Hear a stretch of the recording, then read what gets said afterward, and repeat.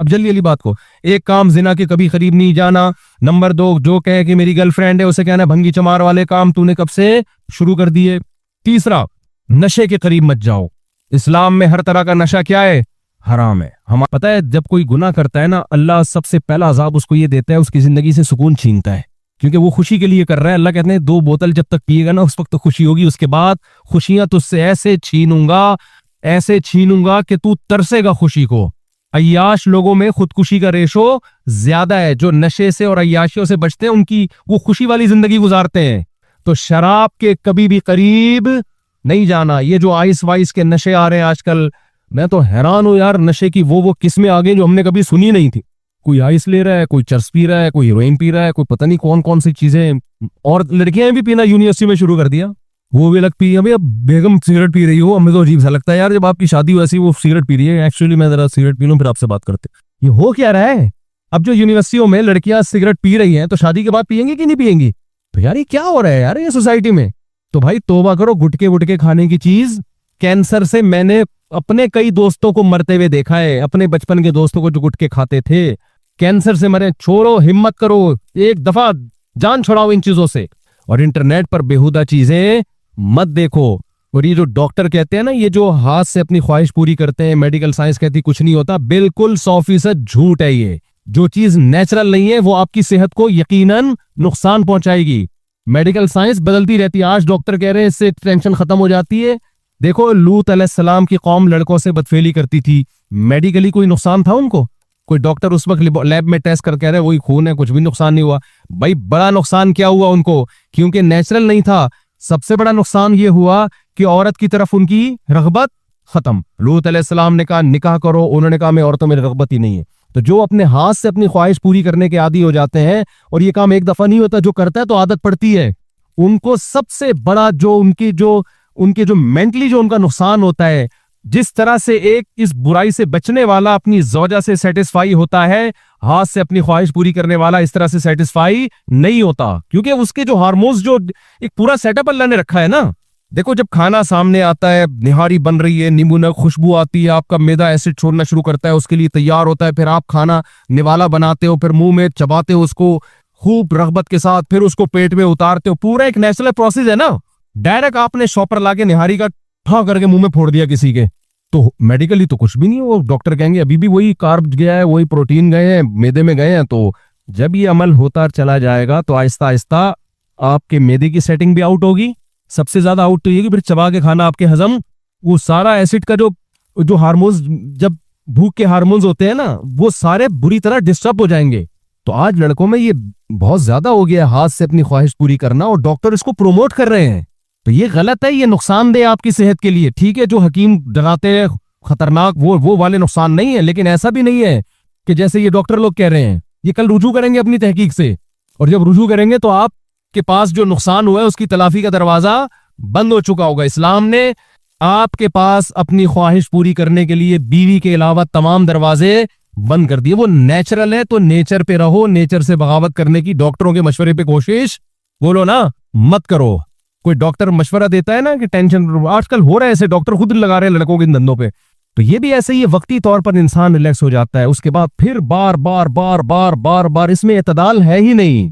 तो मैं भी उसकी ज्यादा डिटेल में नहीं जाता।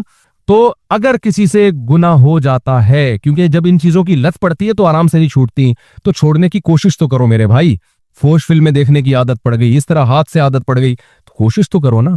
अल्लाह कहते हैं जो मेरी तरफ एक बालिश आएगा मैं उसकी तरफ एक हाथ आऊंगा, जो चल के आएगा मैं दौड़ के। तो कैसे कोशिश होगी? आप ये इरादा करो कि हम ये गुनाह कभी भी नहीं करेंगे, और अगर अल्लाह ना करे शैतान ने करवा दिया, क्योंकि आदत पड़ती है तो आराम आराम से एक चीज छूटती है, करवा दिया तो हम अपने आप को सजा देंगे। वो सजा जुर्माने की शक्ल में हो सकती है, रोजे की शक्ल में हो सकती है। जब गलती हुई है उसके बदले में आपने बतौर सजा कोई नेकी बोलो ना करनी है, जिनसे बदनजरी नहीं छूटती। मैं कहता हूं जब भी किसी को देखो 50 रुपए सदका कर दो फौरन। एक बदनजरी के 50 रुपए तो अदा करो। नहीं ये बात समझ में, जब 20 दफा देखेगा नेट पर और इधर उधर आंटियों को छेड़ेगा या देखेगा, तो 50-50 हो गए। जब एक एक दिन में 1000-1000 रुपए निकलना शुरू होंगे तो आदमी लोग भी कहेंगे तेरे बाप का फ्री का फोकड़ का पैसा है अभी जो आंटियों पे उड़ा रहा है तू, यही होगा ना। फिर अपना नस भी कहेगा यार ये कुछ ज्यादा हो गया। जिनकी आमदन महदूद है उनके लिए 1000 रुपए, जिनकी ज्यादा आमदन है उनके लिए तो लाख रुपए भी कुछ नहीं है। तो अपनी आमदन के हिसाब से तो 1000 से किस पे आओगे, 500 पे आओगे। फिर आंटी जाएगी, उसको देखने का दिल करेगा। आंटियां को आंटी कहना हराम है पाकिस्तान में। एक आदमी ने किसी खातून को कह दी आंटी, उसने कहा आंटी होगा तेरा बाप, है ना, तो आंटी नहीं, मैं तो मजाक से कह रहा हूँ। कोई भी, तो आपने जब 50 रुपए सदका किए, फिर सदका किए, तो फिर आप कहोगे यार ये 50 अब इस दफा में बचा लो। आहिस्ता आहिस्ता आपको गुनाह छोड़ने की आदत इंशाअल्लाह, बोलो ना, पड़ेगी। कम हो जाएगा, फिर और कम होगा। 1 साल में, 1.5 साल में, 2 साल में खत्म हो जाएगा। जैसे गुनाह करते करते करने की आदत पड़ती है, छोड़ते छोड़ते छोड़ने की। कुछ करो तो सही, हिलो तो सही। और आखिरी बात, बल्कि 2 बातें बस। एक, नमाज की पाबंदी। जितने लोग यहाँ बैठे हैं अभी अज़म करें फजर तकबीर ऊला के साथ मस्जिद में इंशाअल्लाह हम पढ़ेंगे, क्योंकि इस्लाम में तौहीद के बाद नमाज से बड़ा हुक्म कोई नहीं। अल्लाह खिला रहा है तो अल्लाह कहते हैं मेरे घर पे आके तुम्हें सजदा करना पड़ेगा। कुछ लोग आते हैं, अल्लाह हर नमाज में ऐलान करवाते हैं हय्या अलस सलाह, आ जाओ, हय्या अलल फलाह, आ जाओ। ये ऐलानात हवा में तहलील होके ख़त्म हो रहे हैं। हम समझते हैं बस मौज़िन की ड्यूटी है। वो भाई, ये अल्लाह क़यामत में हुज्जत तमाम करेगा कि जब से बालिग हुआ था ना, उस वक्त से लेके मौत तक तू अजान सुनता रहा है, मैं तुझे याद दिलाता रहा और तू सुन सुन के सुन हो गया था तू, समझते हो। और आखिरी बात, देखो रिश्तेदारी जोड़ने का इस्लाम में हुक्म है, तोड़ना जायज़ नहीं है। रिश्तेदारों में सबसे बड़ा हक वालिदैन का है। ये बड़ा खतरनाक रिश्ता है इस हवाले से कि अगर ये हक आपने ज़ाया किया तो बख्शिश के दरवाजे आप पर बंद हो जाएंगे। बूढ़े माँ बाप को बोझ मत समझो।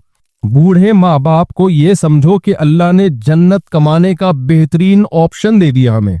हदीस में आता है जिसको बूढ़े माँ बाप मिले और उसने खिदमत करके अपने गुनाह माफ नहीं करवाए और जन्नत को अपने ऊपर लाजिम नहीं किया, उस पर अल्लाह की लानत है। यानी इतना बेहतरीन ऑप्शन उसे जाया कर दिया।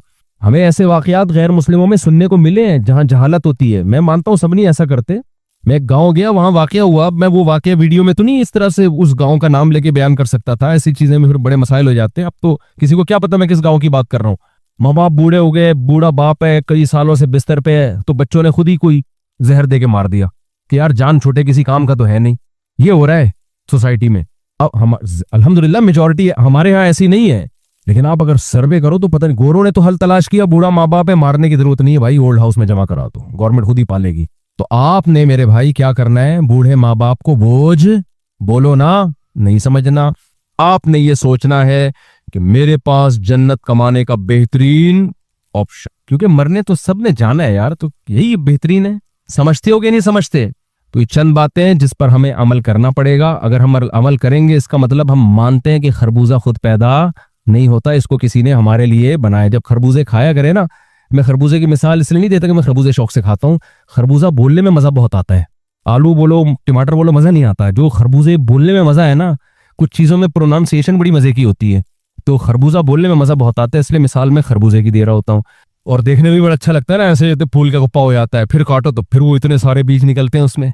तो कोई भी चीज खाओ तो सोचो भाई ये किसने दी है, अल्लाह ने दी है, तो हमें उन नेमतों के बारे में सवाल होगा। अल्लाह ताला समझने की अमल की तौफीक अता फरमाए। वक्त बहुत ज्यादा हो गया, 5 मिनट आपके पास है सवालात के लिए, क्योंकि टाइम बहुत लंबा बयान आज मैंने खींच लिया है।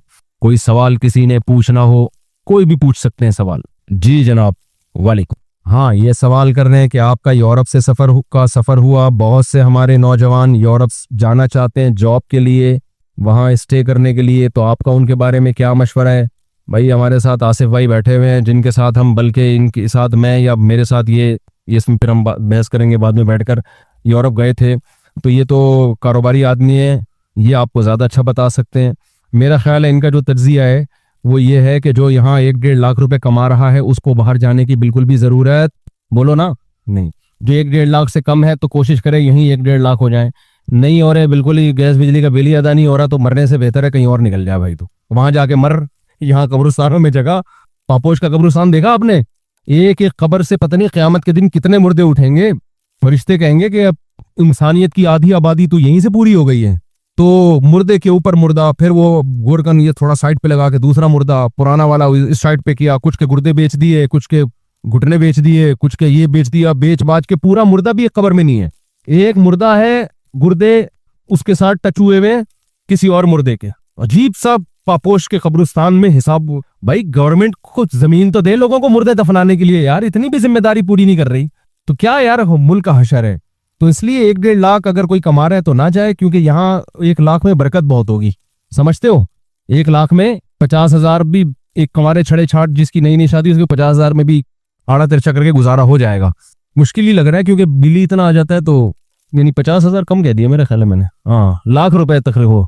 50 में तो क्या करेगा वो बेचारा, बिल इतना 8-10 हज़ार तो फ्री फोकट का बिल आ रहा है, फिर गैस शार्ट हो रही है मार्केट से। अब रोजा रखना हो किसी ने सुबह, तो सहरी के वक्त में गैस ही नहीं है। आज मुझसे किसी ने पूछा, हजरत मैं रोजा रखना चाहता हूँ तो सुबह गैस ही नहीं, क्या करूं। मैंने कहा रात को पकाओ, कह रहे हैं रात को पका के सुबह खाएंगे ठंडा हो जाएगा, कैसे खाएंगे।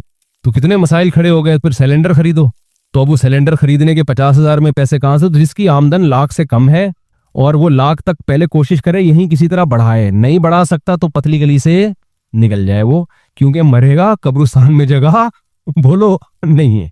तो वहां जाके जिंदा रह लिया तो ठीक है, मर गया तो कमाओ, वहां उनके पास स्पेस बहुत है, समझते हो, बहुत स्पेस है उनके पास मुर्दे दफनाने की। लेकिन जो लाख से ऊपर कमा रहा है ना, ये पैसे वाला है, उसको बिल्कुल भी जरूरत नहीं है, क्योंकि जब आप वहां कमाते हो तो फिर वहीं के हिसाब से खर्चे भी होते हैं, वो बहुत महंगे हैं। महंगाई इतनी है कि वहां लोग कहते हैं जब तक बीवी भी नहीं कमाती, मर्द भी नहीं कमाता, तो फिर आगे बच्चों के बड़े मसाइल हैं। स्कूल में होमोसेक्सुअलिटी सिखाई जा रही है बच्चों को बाकायदा, तो आप अपने बच्चों को कैसे ये सब चीजें पढ़ाओगे भाई। फिर बच्चा बड़ा होकर कहेगा अब्बू मैंने वसीम से शादी करनी है, आप बोलोगे यार तू बातें किस किस्म की कर रहा है, वो कहेगा जिस किस्म के स्कूलों में पढ़ाया उसमें यही बातें सिखाई गई हैं हमको। आपकी बहू आएगी, आपको पता नहीं चलेगा कि ये मेरी बहू है या मेरा बेटा इनके अब्बा का दामाद है या बहू है, कुछ अजीब सी कंफ्यूजन है। एक लॉकेट से पता चलता है, दोनों आदमी होते हैं, जिसके लॉकेट है उसको उन्होंने बीवी फर्ज किया हुआ है, कान में लॉकेट, जिसके नहीं है तो वो आदमी। भाई ऐसा अजीब सा सेटअप चल पड़ा है, अल्लाह की पनाह भाई। तो वो सेटअप वहां स्कूल में पढ़ाया जा रहा है, तो आप कैसे यानी चलोगे। तो वहां तो बेचारे मुसलमानों का सबसे बड़ा मसला यही था कि हम स्कूलों में बच्चों को ये पढ़ाया जा रहा है, स्कूल भेजना भी जरूरी है, तो क्या करें। तो मैं क्या कहता, क्या करें, मैं सब्र करें और क्या करें। रियासत के अगेंस्ट कौन जा सकता है, फिर हुकूमत और ही कुछ ना कर दे। तो ये है हिसाब किताब। अगर आप चाहते हैं कि आपकी बहू मेल हो और वगैरह वगैरह तो फिर देख लें, लेकिन बहरहाल कुछ फायदे भी हैं वहां पे। तो ये मेरा टॉपिक नहीं है, ये आप खुद फैसला करें जाने की नहीं जाना जनाब जी। देखें ये सिर्फ ये इन्होंने सवाल पूछा है, मैं सवाल इसे दोहराता हूँ कि रिकॉर्डिंग में फिर सवाल नहीं आता कि हनफी स्कूल ऑफ थॉट में औरत सजदा करेगी सिमट के, तो सिर्फ सजदा है या रुकू भी सिमट के, या वो मर्दों की तरह रुकू करेगी। तो सिर्फ हनफी में नहीं है, पूरी उम्मत का इजमा है ये, समझते हैं। इमाम अबू हनीफा, इमाम मालिक, इमाम शाफी, इमाम अहमद इब्न हम्बल, यहाँ तक के 150-200 साल पुराने जो अहले हदीस थे हिंदुस्तान में, वो सब का इजमा इस पर कि औरत सिमट के नमाज पढ़ेगी, रुकू में भी सिमटेगी, सर्दे में भी सिमटेगी, क़याम में भी सिमटेगी। ये मसला बाद में पैदा किया गया है। सऊदी अरब के शेख बिन बाज रहमहुल्लाह बड़े आलिम थे, सलफ़ी मकतब थे, तो असल में हम्बली, इन कुछ चीज़ों में उन्होंने खुरूज किया। तो ये उनका फतवा था कि औरत जो है ना सिमट के नमाज नहीं पढ़ेगी, वहां से ये फतवा फैला, फिर हमारे अहले हदीस ने भी ले लिया। तो ये पूरी उम्मत का सदियों से इजमा चला आ रहा है, इजमा से बढ़कर कोई दलील नहीं होती। तो वो जो हदीस में आता है कि जो है सिमट के सरदा ना करो, उससे मुराद मर्दों को खिताब है, औरत खुद बहुत पर्दे का अहकाम है। तो ये चारों मकातिब फिक्र में है कि औरत सिमट के नमाज पढ़ेगी। समझते हैं कि नहीं समझते। इमाम बुखारी ने अपनी किताब में एक ताबिइया का जिक्र किया है जो मर्दों की तरह नमाज पढ़ती थी। इससे पता चलता है कि बाकी सारी कैसी थी, वो सिमट के पढ़ती थी, औरतों की तरह पढ़ती थी। वरना इमाम बुखारी ये कहते हैं ना कि ये मदीना मक्का में सब औरतें मर्दों की तरह ही पढ़ रही हैं, तो उनको एक मिली, तो इसका मतलब बाकी सारी सिमट के नमाज पढ़ती थी। हाँ, रुकू भी ऐसे मर्दों की तरह सीधा होके नहीं, बस जितना हल्का सा रुकू करेंगी, थोड़ा सा झुकेंगी, ताकि जिस्म सिमटा रहे ना। इस पर मेरे क्लिप मौजूद हैं काफी, इस पे मैं बात कर चुका हूँ इस मौजू पर। जैसे ये आए तो जो इनको फॉलो कर देते वो हर चीज आप पे पूरी तरीके से दसो और 15 तक ये सबसे आखिरी वीडियो आया की वजह से चेंजेस क्यों आए जब एक ही किताब बता डाला में जी। हाँ, भाई का सवाल ये है कि तौरात, इंजील, जबूर और ये सब आसमानी किताबें थीं, तो जब ये आसमानी किताबें थीं तो जो इनको फॉलो करते थे वो कहाँ जाएंगे, जन्नत में जाएंगे कि नहीं जाएंगे। दूसरा, जब ये आसमानी किताबें थीं तो अल्लाह एक ही किताब नाजिल कर देता, अल्लाह को उसको दोबारा नाजिल करने की क्या जरूरत थी। ये सवाल है भाई का। देखें, जो अपने ज़माने में तौरात इंजील को फॉलो करते थे वो यकीनन जन्नत में जाएंगे, क्योंकि कुरान कह रहे हैं इन्ना अंज़लना तौरात फ़ीहा हुदन व नूर, हमने तौरात को नाजिल किया जिसमें गाइडेंस थी, हिदायत और रोशनी थी। यहकुमु बिहन नबिय्यून, जो पैगंबर थे वो तौरात पे फैसला करते थे, वर रब्बानियून, और जो भी अल्लाह वाले लोग थे। तो जब तक तौरात अल्लाह ने नाजिल की, फिर ईसा अलैहिस्सलाम को भी तौरात ही का पाबंद बनाया, चंद हकाम चेंज किए इंजील में, बाकी वो हजरत ईसा की शरीयत भी वही थी जो मूसा अलैहिस्सलाम की थी, उसमें चेंजिंग थोड़ी बहुत हुई है, ज्यादा नहीं थी। तो एक सेकंड भाई का जवाब दे दूं ना, तो जब तक वो किताबें थीं तो उनको फॉलो करने वाले ही बरहक थे। जब कुरान दुनिया में आया है, एक तो आया क्यों है, इसलिए कि उन किताबों में चेंजिंग हुई है, तहरीफ हुई है। इसकी सबसे बड़ी दलील ये कि आज बाइबल के बहुत सारे नुस्खे मिलते हैं आपको जो एक दूसरे से बिल्कुल मुतजाद है, टकराव है उनमें। तौरात में भी ऐसा ही है। तो उन किताबों की हिफाजत नहीं हुई, उन मजहबों की हिफाजत, उनकी तालीमात को उनको लोगों ने भुला दिया। इसलिए अल्लाह ताला ने जब भी जदीद पैगंबर भेजते हैं ना, उसी वक्त भेजते हैं जब पिछले पैगंबर की तालीमात खत्म हो जाती हैं, तो फिर अल्लाह जदीद पैगंबर को भेजते हैं। तो इसलिए अल्लाह ने फिर आखिर में मोहम्मद सल्लल्लाहु अलैहि वसल्लम को भेजा और आपको ये बता दिया कि ये लास्ट मैसेंजर ऑफ गॉड है और अब ये कुरान तहरीफ नहीं हो सकेगी और क़यामत तक ये दीन महफूज रहेगा। ये सब चीजों के अल्लाह ने वादे किए और 1400 साल गुजरने के बाद भी हम अल्लाह के वादे को अपनी आंखों से देख रहे हैं, वरना इतना लंबा कोई मजहब चला नहीं है। तो जब इस्लाम दुनिया में आ गया, नबी सल्लल्लाहु अलैहि वसल्लम दुनिया में आ गए, कुरान आया, और मैंने जो बयान में शुरू में आयत पढ़ी थी उसमें यही है कि अल्लाह ने उस कुरान में कह दिया कि अब इस्लाम के दुनिया में आने के बाद जो इस्लाम के अलावा किसी भी दीन को फॉलो करेगा आखिरत में खसारे में होगा। ये अल्लाह ने ऐलान कर दिया। अब ये एक सवाल होता है कि अल्लाह उसी तौरात ही की हिफाजत कर लेता और उसको चेंज होने से बचा लेता। तो बात यह है कि देखें जैसे जैसे जमाना बदलता है ना, अहकाम भी बदलते हैं। तौरात के अहकाम उस जमाने के लिहाज से सूटेबल थे। जब जमाना चेंज हो गया, बदल गया, तो अल्लाह ताला ने पैगंबर भी दूसरे भेजे और अहकाम भी चेंज किए। बाइबल में कुछ अहकाम ऐसे हैं जो तौरात से चेंज है, फिर कुरान में कुछ अहकाम ऐसे हैं जो तौरात और इंजील से चेंज है। तो उसकी वजह यही है कि जब आखिरी पैगंबर अल्लाह ने भेजा तो अहकामात में ऐसी तब्दीली की है जो क़यामत तक के लिए चल सके। मिसाल के तौर पर एक मिसाल दे देता हूं, तौरात और इंजील में शादियों पर कोई पाबंदी नहीं, 4000 बीवियां भी रख सकते हैं। उस जमाने में ये चल सकता था, लेकिन इस्लाम ने आके 4 में बाउंड कर दिया कि 4 से ज्यादा की आपको इजाजत नहीं है। क्यों? क़यामत तक के लिए जब एक कानून साजी हो रही है ना, तो उसमें ऐसा जाब्ता होना चाहिए कि मिसाल के तौर पर अगर 4 से ज्यादा की इजाजत होती तो करोड़पति लोग 400 बीवियां रख लेते और मेरे और आप जैसे गरीबों के हिस्से में एक भी बोलो ना नहीं आती। तो इस्लाम ने महदूद किया ना, तो ये चेंजिंग जरूरी थी, उस जमाने में जरूरी नहीं थी।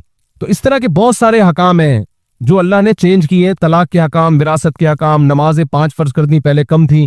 तो ये जमाने के लिहाज से अल्लाह ताला ने चेंजिंग किया, लेकिन उसमें बता दिया कि अब इसमें चेंजिंग नहीं हुई, क़यामत तक चलेगा। और 1400 साल के में कितनी साइंसी तरक्की हुई, उरूज जवाल हुआ, अब तक चल रहा है वो। तो अब थोड़ा ही टाइम रह गया क़यामत में, मेरा ख्याल है। जी जनाब, ये भाई कुछ पूछ रहे थे। मेरा बेतसीबी आज तक रिविजन बम फैल रहे, तो लोगों ने कोई के बाद वो बेहतरीन बात की आपने। ये पूरा बयान मेरा इसी पर था। कह रहे हैं लिबरलिज्म बहुत फैल रहा है, लोगों ने अब हुकूकुल इबाद को ज्यादा फोकस किया है, हुकूकुल्लाह को साइड पे लगा दिया। बिल्कुल बात, ये जो लिबरल लोग हैं ना, ये एक बात करते हैं, कहते हैं इंसानियत पहले है, मजहब बाद में। ये नारा देखने में बड़ा अच्छा है। असल में इस नारे के पीछे पता है क्या मसला है? इस नारे का मतलब ये है कि खालिक और मखलूक का रिश्ता बाद में है, मखलूक का आपस का रिश्ता पहले। ये ऐसे ही है जैसे कोई कहे बहन भाइयों के हुकूक एक दूसरे पर पहले है, अब्बा अम्मा के बाद में जो पैदाइश का जरिया बने। तो खुदा को इतने खूबसूरत तरीके से बीच से निकाला गया मजहब का लेबल लगा के कि मजहब तो बाद में है, पहले तो इंसान है। ऐसा नहीं है भाई, मजहब पहले है, खुदा। मजहब का नाम मतलब क्या है? खुदा के हुकूक। तो खुदा पहले है, वो था तो उसने पैदा किया ना हमें अपने इरादे से। तो इसलिए खालिक मखलूक का रिश्ता पहले है और मखलूक का आपस में बाद में। और आप इस कॉन्सेप्ट को मानते हो तो मखलूक के हुकूक ज्यादा अच्छे तरीके से अदा करते हो आप। ये लिबरल लोग जो मखलूक और हुकूकुल इबाद की बात करते हैं ना, लिबरलिज्म में जो जितना आगे अब्बा अम्मा के साथ उतना ही बदसलूकी कर रहा है वो, और जो जितना मजहबी होगा अब्बा अम्मा के साथ उतना ही अच्छा सलूक करेगा वो। तो हुकूकुल इबाद तो मजहबी लोग, ज़कातें कौन निकालता है? लिबरल लोग निकालते हैं, मजहबी लोग निकालते हैं। कुर्बानी पे करोड़ों रुपए के जानवर जबा करके इतना गरीबों को मजहबी लिबरल लोग खिलाते हैं, मजहबी लोग खिलाते हैं। आखिर में एक मिसाल ऐसी दूंगा जो बड़ी खानदानी। औरत के हुकूक लिबरल लोग ज्यादा अदा करते हैं या मजहबी लोग? नहीं यकीन आता, आप आ जाओ हमसे कभी छांव में मिलो आके, हम बताएंगे हम कितना खर्चा कर रहे हैं बेगमात को और बच्चों को रख के। मजहबी आदमी कहेगा औरत नहीं कमाएगी, मर्द कमा के बीवी को खिलाएगा, उसके बच्चों को भी खिलाएगा, गैस बिजली का बिल भी देगा, बच्चों के स्कूल की फीसें भी अदा करेगा, उसकी डिलीवरी का खर्चा भी, बच्चों की फिर शादियों की टेंशन, बच्चों की एजुकेशन, सारी टेंशनें किस पे डाल दी? मजहबी लोगों ने मर्द पे डाल दी। लिबरल लोगों ने कहा कि गर्लफ्रेंड भी चाहे अपने खर्चे पे पिएगी, बीवी तो दूर की बात, और बॉयफ्रेंड भी अपने खर्चे पे। आप जाओ जो जरा ज्यादा आप, ये तो गरीब किस्म के लिबरल हैं हमारे यहाँ, जो गर्लफ्रेंड को अपने खर्चे पे चाय भी, गरीबों वाली गर्लफ्रेंडें हैं। वो एक आदमी होटल पे गया गर्लफ्रेंड को लेके, कहता है अल्लाह के नाम पे 2 दूध पत्ती दे दो। उसने कहा दूसरी किसके लिए? कह रहे गर्लफ्रेंड के लिए, एक मेरे लिए। तो होटल वाले ने कहा कमबख्त जब तू इतना गरीब है तो गर्लफ्रेंड रखी क्यों है? कह रहा गरीब होके नहीं रखी, रख के गरीब हुआ हूँ। सारी दौलत पी गई है वो। तो ये तो गरीबों की गर्लफ्रेंड है जिनमें 5 रुपए का बैलेंस डाल दिया 1000 का। ये गरीबों का काम है। जो मालदार गर्लफ्रेंड ऐसे ही वो छिछोर बनाए। ये मालदारों की जो गर्लफ्रेंड जो लिबरलिज्म में बहुत आगे, उनकी गर्लफ्रेंड अपना खर्चा कर भाई, मेरे पास टाइम नहीं है। समझते हो कि नहीं समझते? तुझे मैं अच्छा लगता हूँ तो ये तेरा हेडेक है, ये मेरा हेडेक नहीं है। तो अगर मुझे तू अच्छी लग रही है तो तुझे भी तो मैं ही अच्छा लग रहा हूँ ना। तो तू अपना खर्चा करेगी, मैं जब तुझसे बात करूंगा अपने 1000 का बैलेंस में डालूंगा, जब तूने बात करनी तो अपने मोबाइल में तो खुद बैलेंस डालेगी। तो हुकूक का लेबल तो बड़ा लगा हुआ है, लेकिन हुकूक मार्केट से शॉर्ट है। हुकूक मजहबी लोग ही अदा करते हैं मेरे भाई। अब्बा को मानते हैं, अम्मा को मानते हैं, टीचर को मानते हैं, उस्ताजों का एहतराम है, बहन भाइयों का एहतराम है। बहुत सारे हुकूक की एक लंबी चौड़ी फहरिस्त है जो लिबरल लोगों के यहाँ बिल्कुल भी नहीं है। चलो भाई, यह सवाल ये कि जिस तरह दिखा कि सारी साहब वो सारी नहा तो रमायनी के पाक करते हैं। बेहतरीन बात की आपने। कह रहे हैं अदालती खुला जब शरन का लदम है, ज्यादातर 100% नहीं, बास केसेस में वो मोतबर भी होता है, लेकिन ज्यादातर तो कलदम ही है। कोई भी औरत पहुंच जाए अदालत खुला की डिग्री पढ़ा देती है उसको। तो हजरत मुफ्ती तकी उस्मानी साहब उसके खिलाफ आवाज़ क्यों नहीं उठाते? उलमा का मुत्तफ़िक़ा फतवा क्यों शामिल नहीं करते? देखें, हजरत मुफ्ती तकी उस्मानी साहब जब शरीयत कोर्ट में थे, जज थे, तो उस वक्त जितने शरीयत के खिलाफ केसेस आए उन्होंने वो तब्दील करवा दिए। अब वो कानूनी तौर पर उनकी हैसियत नहीं है, अब हैसियत है इस्लामी नजरियाती कौंसिल की। अब ये इस्लामी नजरियाती कौंसिल की जिम्मेदारी है। मुफ्ती तकी साहब तो फतवा तो दे देते हैं कि कलदम है, तो अब कोर्ट थोड़ी उनके फतवा, कोर्ट का तो एक प्रोसेस है ना। सबसे पहले आवाज उठाएगी इस्लामी नजरियाती कौंसिल। इस्लामी नजरियाती कौंसिल खामोश बैठी हुई है। हमने बाज दफा अपना पैगाम पहुंचाने की कोशिश की, यार तुम इस पे आवाज उठाओ, लेकिन आवाज नहीं उठा रही। दूसरा, ये जिम्मेदारी है सियासी मजहबी तंजीमों की। जमात इस्लामी की जिम्मेदारी है और JUI की जिम्मेदारी है कि वो इसके खिलाफ आवाज उठाएं। मुझे नहीं लगता कि वो ऐसी भरपूर आवाज उठा रहे हैं, समझते हैं? तो हमारे यहाँ सियासत में देखा जाता है कि अवाम हमसे क्या चाहती है, अवाम जो चाहती है हम वो करना शुरू कर देते हैं, उसी पे आमतौर पे वोट मिलते हैं। तो आमतौर पे, लेकिन दोनों तंजीमों में अच्छे लोग भी हैं, मैं नहीं कह रहा कि सारे गलत हैं, लेकिन कुछ जो हमें नजर आ रहा है मेजॉरिटी यही है कि भाई अवाम के मसले हल नहीं करने, अवाम ने जिसको मसला बनाया है उसको मसला बना के पेश कर रहे हैं ताकि अवाम का हमारे पास क्राउड आए। तो बज़ाहिर ऐसा लगता है कि ऐसा हो रहा है मार्केट में, वरना ये तो पूरा खानदानी निजाम ऐसा वाट लगने वाली है ना अदालती कोर्ट। अभी तो लोगों को पता नहीं है, आहिस्ता आहिस्ता फैल रही है। ऐसी वाट लगने वाली है, आपकी एक चीज बीवी थी वो भी आपके हाथ से गई। पहले मर्द को पता होता है यार जब तक मैं नहीं छोड़ूंगा ये मेरी रहेगी। अब मर्द को पता है कि यार ये कोई मेरी वेरी नहीं है, जब तक ये रहना चाहे रह सकती है, वरना पर्स उठाए अदालत से खुला लिया और वसीम से शादी करके, भाई वसीम बैठे हो तो मादरत, निकल लिया। अब ये हो रहा है मार्केट में। तो वो नतीजा ये निकलेगा कि मर्द शादियां करना छोड़ देंगे। यार क्या भरोसा यार, मैं इस पे खर्च करूं, इसको प्रॉपर्टी दूं, आज मैंने प्रॉपर्टी दी, पता चला कल ये पतली गली से कोई मर्द देगा। हमारे यहाँ तो पूरे घर बीवियों के नाम कर देते हैं। अब नहीं करेगा वो भाई, कल प्लॉट दिया निकल ली वहां से, बच्चे भी पैदा नहीं करेगा आदमी, कहेगा यार 2 बच्चे, क्योंकि खुला के बाद बच्चे औरत ही को मिलते हैं ना। बच्चों पर एतमाद रहा कि बच्चे भी किसी वक्त मार्केट से स्टार्ट हो सकते हैं, बेगम भी, तो फिर मर्द कहेगा अपनी जिनसी ख्वाहिशात पूरी करो, इसको ज्यादा फ्री कराने की कोशिश।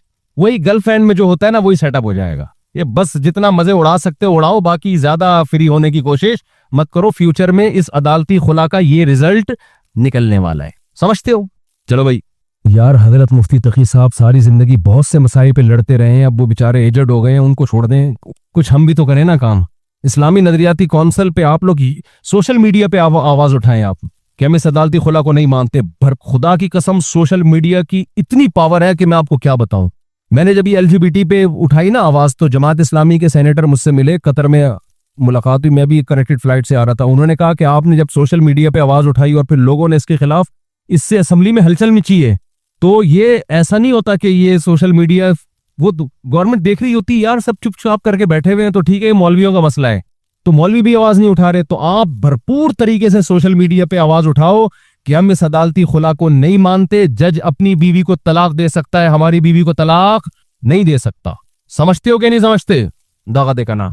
चलो, हाँ, तेरे में ये राय दी रही था तो को राय नहीं मिली क्या की बात? नहीं, देखें, तबलीग वाले ये कहते हैं कि हमारा काम मेहनत कुरान की, कि जो जिसमें चाहत होती है, या अल्लाह देखते हैं ना कि कौन चाहता है तो उसको हिदायत देते हैं, जो नहीं चाहता उसके दिलों पे अल्लाह मोहर लगा दे। तो ये दोनों चीजें एक दूसरे से अलग अलग नहीं है कि जबरदस्ती अल्लाह हिदायत पे ले आते हो या जबरदस्ती किसी को गुमराह कर देते हो। तो अल्लाह की तौफीक का मतलब ये कि अल्लाह उसके लिए असबाब पैदा कर देते हैं। एक छोटा सा वाकया मैं बताता हूँ, उसमें करामत का इतना उनसर नहीं है, करामत का उनसर नहीं है, तो चूंकि उसमें की लॉजिक भी है तो इसलिए वो बता देता हूँ। मुझे याद है मैं एक दफा जा रहा था, तो हम बच्चे थे ना, हमारी आदत थी टेक्निकल किस्म के कुछ उल्टे सीधे काम करने की, कि कोई यूनिक किस्म का मार्केट में काम लेकर आए। तो तंदूर से घर वालों ने रोटियां लेने के लिए भेजा, तो मैं रोटियां लेके आ रहा हूँ, तो मेरे साथ मेरे कजन भी, हमने कहा ऊपर देख के चलते हैं आसमान पे। बच्चे थे ना, नई नई शरारतों का शौक होता है। क्योंकि वो तकरीबन 1 किलोमीटर का फासला था, तो हमने कहा कि हम इतने दिनों से तंदूर आ रहे हैं, अब ये तजर्बा करते हैं कि ऊपर देख के हम घर तक पहुंच सकते हैं कि नहीं पहुंच सकते, यानी अंदाजे से चलते हैं, तारों को देख के। नहीं आ रही समझ में? ऊपर देख के, आसमान पे देख के चलेंगे, चलते चलते ना अंदाजे से कौन पहुंचता है और कौन कहीं और निकल जाता है। अब कैसी बेवकूफ़ी भाई, कुछ अल्लाह, लेकिन बच्चों तो बच्चे होते हैं। अब मुझे याद है मैं ऊपर देख रहा हूँ और देखते देखते देखते देखते जा रहा हूँ, मुझे ख्याल आया भाई कहीं बस से नट, क्योंकि सड़क भी थी, कुछ टकरा ना जाऊं। बिल्कुल एक पॉइंट पे आके ना मुझे ख्याल हुआ है कि एक दफा नीचे देख लो।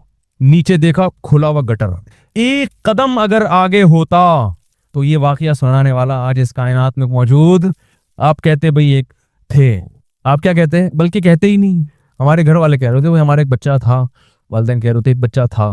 तो और मरा क्यों, वजह मौत किसी की समझ में, जितने भी मुहक्किकीन बैठते वो लिखते कि बच्चा अल्लाह ना करे क्यों मरा, किसी की समझ में नहीं आता, क्योंकि इस टाइम में तो कोई भी नहीं मरा होगा भाई साहब। तो फिर मुझे अंदाजा हुआ कि भाई ऐसा तजर्बा आइंदा। लेकिन देखो इतना लंबा फासला मैंने तय किया, बिल्कुल जब उसके किनारे पे पहुंचा हूं और अगला कदम गटर में, तो ये ऐन मुमकिन है कोई अल्लाह की तरफ से कोई मखलूक हो जिसने गर्दन को नीचे, क्योंकि मौत का वक्त नहीं आया ना, अल्लाह ने कहा नीचे देख लो अभी, ठीक है ना। ये वाकया तुमने सुनाना भी है, ये भी मुमकिन है कोई इत्तेफाकी वाकया हुआ हो, बस अल्लाह ने बचाया तो अल्लाह ने दिल में डाल दिया। तो ऐसे काम बाज दफा अल्लाह फरिश्तों से भी लेता है, वो आके गर्दन मोड़ देते हैं आपकी, ठीक है ना। दिल में ख्यालात भी डालते हैं फरिश्ते, दिल में ख्यालात भी डाल देते हैं, जैसे जिन्नात दिल में ख्यालात डालते हैं वसाविस, ऐसे ही फरिश्ते भी दिल में ख्यालात डालते हैं। दोस्त होते हैं इंसान के, जिन्नात जैसे दुश्मन है तो फरिश्ते क्या हैं, दोस्त हैं, वो अच्छे ख्यालात डालते हैं। तो बाज दफा वो ख्याल डाल देते हैं, अल्लाह ताला उसके दिल में डाल देते हैं, इसको बोलो नीचे देखो, बस बहुत हो गया मजाक, नीचे देखो, नीचे देखा तो गटर है। तो इतना अल्लाह का शुक्र है, हमने कहा भाई आइंदा इस किस्म का मजाक नहीं होगा, दौड़ लगा लेंगे कौन पहले पहुंचता है, ठीक है ना, ऊपर देख के नहीं चलना।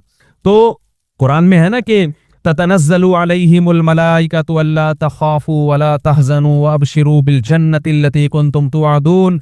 अल्लाह फरमाते हैं जो लोग दीन के रास्ते पे आते हैं, मुजाहिदे करते हैं, कुर्बानियां देते हैं, तो सिर्फ इतना नहीं है कि उनको जन्नत का यकीन है, आ रहे हैं, उनको फरिश्तों की तरफ से बशारतें भी मिलती रहती। फरिश्ते उनके कान में आके कहते रहते हैं, उनके दिल में आके ख्यालात डालते रहते हैं, अन करीब ये आजमाइश ख़त्म होने वाली है, अन करीब ये आजमाइश ख़त्म। बशारतें कि उस जन्नत की खुशखबरी कबूल करो जिसकी वसअत आसमानों और ज़मीनों से ज़्यादा है। तो फरिश्तों की तरफ से बाकायदा तसल्लियाँ मिलती हैं इंसान को, चूंकि इन लोग को मिलती नहीं है ना कोई दीन पर चलते ही नहीं है, तो ना तसल्लियाँ मिलती है, ना कुर्बानी है, कुछ भी नहीं है, तो ये इनकार कर देते हैं। जिनको मिलती है उनसे पूछो, वो कहते हैं हमें अल्हम्दुलिल्लाह, मैं नहीं कह रहा कि मुझे मिलती है, मैं तो कोई इतना नेक आदमी अल्लाह के मुझे बना दे, लेकिन जिनको मिलती हैं उसके बहुत वाकयात हैं, जिनको फरिश्तों की तरफ से क्या मिलती हैं, तसल्ली, सबर की, तभी तो उनका सबर बहुत ज्यादा होता है। और अल्लाह फरमाते हैं कि फसा करीना, कि जो लोग दीन के खिलाफ चलते हैं, अल्लाह शैतान को, जिन्नात को उनका दोस्त बना देता है, और वो जिन्नात उनके दिल में उल्टे उल्टे ख्यालात डालते रहते। युखरिजुहुम मिनन नूरी इला ज़ुलुमात, उनको सीधे रास्ते से अंधेरों की तरफ, हर आने वाला दिन पहले से ज्यादा बुरा। तो जो लोग मजहब के खिलाफ हैं उनकी देखो ना, हर आने वाला दिन पहले से क्या होता है उनका, बदतर, बदतर से बदतर होता चला जाता है उनका हर आने वाला दिन। ज़ाहिरी लिहाज से खुशहाल होंगे, अंदर से टूट फूट, क्योंकि तसल्ली देने वाला नहीं है इंसान, सिर्फ इस माती जिस्म का नाम नहीं है, बहुत कुछ है इंसान के साथ जो हम नहीं जानते। कुछ तो हमें शरीयत ने बता दिया, बहुत सी चीजें नहीं बताई हैं, तो बहुत कुछ है इस इंसान के साथ जो अभी जिस मुमकिन है कुछ चीजें तहकीक में भी आ जाएं, तहकीक के दायरे में भी आ जाएं, लेकिन इसमें आप यूट्यूब की वीडियोस पे ना जाया करें। यूट्यूब बाद में फरिश्तों को दिखा रहा होता है, वो मजाक उड़वाने वाली बात है, वो देखो फरिश्ता आ रहा है, वो फेक वीडियोस होती हैं, वो जब गलत साबित होती हैं तो लोग मजाक उड़ाते हैं। वो किसी ने दिखाया वो एक पत्थर है आसमान और जमीन के दरमियान में, वो करामत, वो पता चला ड्रामेबाजी है, कुछ भी नहीं है। तो लेकिन एक हकीकत है, जिन्नात भी फरिश्ते भी तो इसी तरह याद रखो, ये जो कुरान कहता है ना कि मैं हर एक की बात हर वक्त सुनता हूँ, ये हमारी अकल में इसलिए नहीं आता कि हम इस मादी जिंदगी के हिसाब से अल्लाह को देखते हैं। अल्लाह की ज़ात अकल से बालातर है, वो सुनने देखने के लिए असबाब का मोहताज नहीं है। जब वो असबाब का मोहताज ही नहीं है तो उसके लिए ना सुनना ताज्जुब की बात है। अगर वो ये कहता कि मैं कुछ चीजें सुनता हूं कुछ नहीं सुनता, ये अकल के खिलाफ हो जाता। कि जब तू सुनने के लिए किसी उज़ुव का मोहताज नहीं है, तेरी जात सुनती है, तो फिर ये क्या बात है कि वो सुन रहा, उसको सुन रहा है उसको नहीं सुन रहा, फिर उसको किस बेस पे सुन रहा है? नहीं यार, ये बात मेरा ख्याल है, उसको किस बेस पे सुन रहा है तो सबको सुन रहा है, नहीं सुन रहा तो किसी को भी नहीं। अगर कुदरत है तो हर चीज की है, नहीं है तो किसी चीज की भी नहीं है।